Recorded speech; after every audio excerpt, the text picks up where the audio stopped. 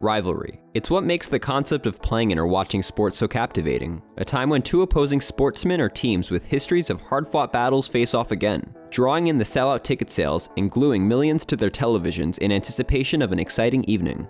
Ali and Frazier, Lakers and Celtics, the Red Sox and Yankees, of course. But unless I've misspelled the name of my channel this whole time, I think we know who takes the cake in the tennis world. The Federer-Nadal rivalry is arguably the greatest modern-day competitive duo, with 40 professional matches to date producing what many consider some of the greatest tennis matches to ever be played, such as the 2008 Wimbledon and 2009 Australian Open finals. What makes their rivalry particularly fierce is their respective specializations and a unique feature to tennis not found in other sports: court surfaces. While they both shared success on hard courts, one feature that became apparent early on was Federer and Nadal's respective total dominance on their favorite surfaces: grass courts and clay courts. For years, they just couldn't lose on their favorite surface, not even to each other. But in 2007, a ridiculous idea was proposed to answer a simple question. If Roger and Rafa were able to play out a match which allowed both of them their preferred surface, who would win? It turns out, the novel idea was only the beginning of a crazy series of events, including balls that refused to bounce in a tennis match, a bug-infested playing surface, and last-minute heists to save the event, and a supposed friendly exhibition which quickly devolved into a highly competitive battle of pride with a Hollywood-esque finish. This is the bizarre tale behind the Federer and Nadal showdown: Battle of Surfaces.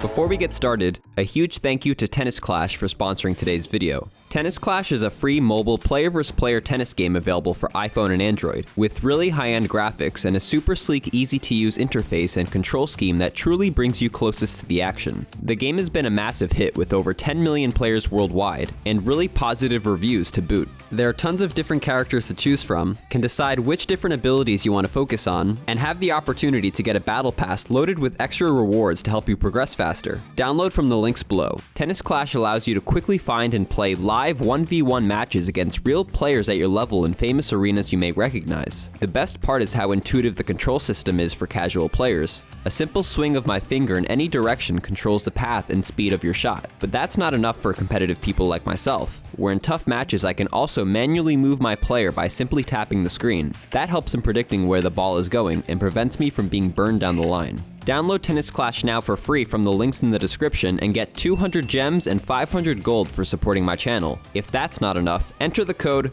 CULTTENNIS here to receive an extra 150 gems in-game. As a quick history lesson, from the early to mid-2000s, Roger Federer's overwhelming supremacy on the men's tour was cementing his status as a potential contender of greatest ever, having already won 12 Grand Slams and achieving a win-loss record of 247-15 between the 2004 to 2006 seasons. And for years seldom faced any player remotely competitive enough to be considered a consistently tough opponent, let alone rival. That was until Rafael Nadal. The Spanish teenager from Mallorca, 17-year-old Nadal shocked the world in 2004 with a decisive straight-set defeat over Federer, planting the initial doubts for many that Roger's quest for total dominance might be in question. Though Federer would remain the undisputed best player in the following years, two interesting facts were observed by the general public. Nadal would consistently beat Federer, but never on grass courts. You see, by 2007, Nadal was unquestionably the king of clay, on the cusp of his third straight Roland Garros victory and having already won 16 clay court ATP events in less than 3 years. On grass courts, however, Nadal clearly found himself out of his element, consistently failing to win even 3 straight matches in any grass court tournament entered, if not entirely skipping grass court events entirely. In his lone grass court event final at the 2006 Wimbledon, he was beaten by none other than, you guessed it, Donald Young, the teenage phenom and future Del Rey. No, Roger Federer, of course. Whereas Nadal's unwavering mastery laid in clay, Federer had grass, where between 2003 to mid-2007, he played 48 times on the surface and didn't lose a single match. So what is it about the two playing surfaces that gives each player a distinct advantage? Clay courts, typically composed of crushed red brick, slows down and adds height to the bounce of a tennis ball after coming into contact with the loose surface. This is advantageous for Nadal as his game revolves around hitting balls with heavy topspin to create incredibly high bouncing and difficult shots, while standing far back in the court himself using his trademark speed to track down every slowed down ball coming his way. In contrast, grass tennis courts perform conversely. The low grass only allows the incoming ball a low, yet fast bounce. Traditionally, this surface is favored by players who hit sweeping flat balls with minimum topspin, and often approach into the court to finish the points at net. As you can guess, we are essentially describing Roger Federer's playstyle. So knowing this, in 2007, sports management agency IMG took a look at the facts I just provided, took a few swigs of vodka, took a few more swigs of vodka, and said, "F it, we're combining the courts." And so it was. In collaboration with renowned advertising agency Del Campo Saatchi & Saatchi, the Battle of Champions was announced with both Roger Federer and Rafael Nadal signed on as a once-in-a-lifetime spectacle to see the result of a match where both players would compete on their preferred surface type.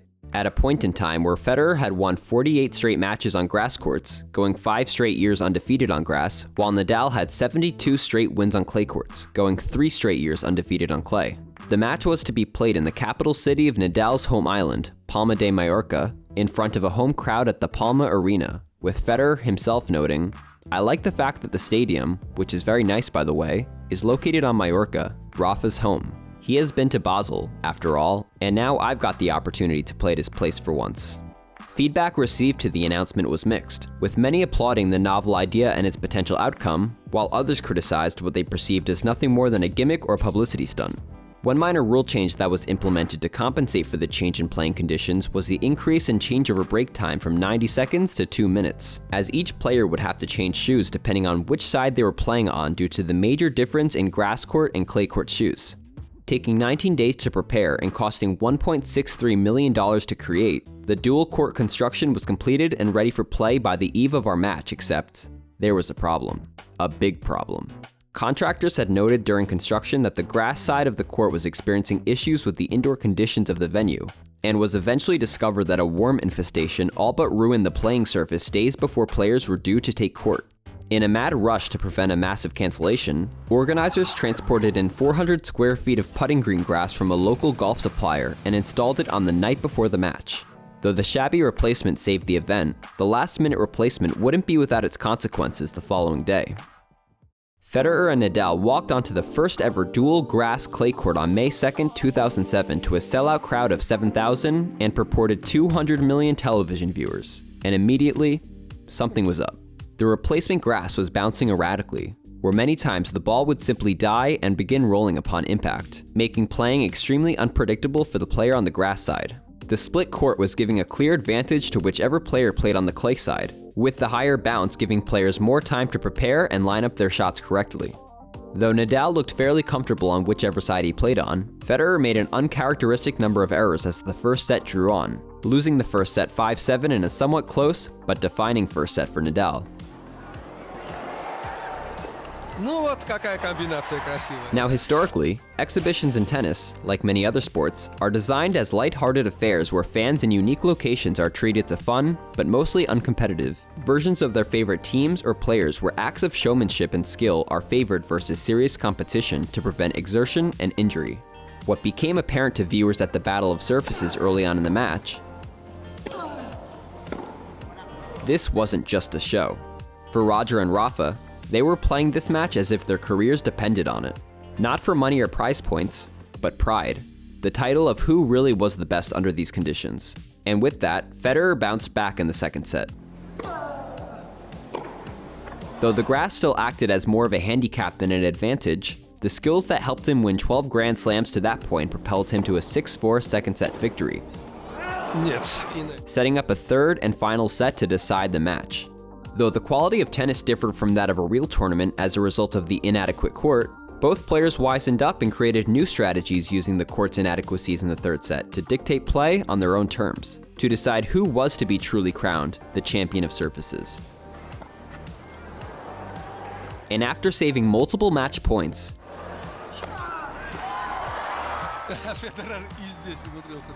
Nadal found himself able to finish the match in the most fitting way possible.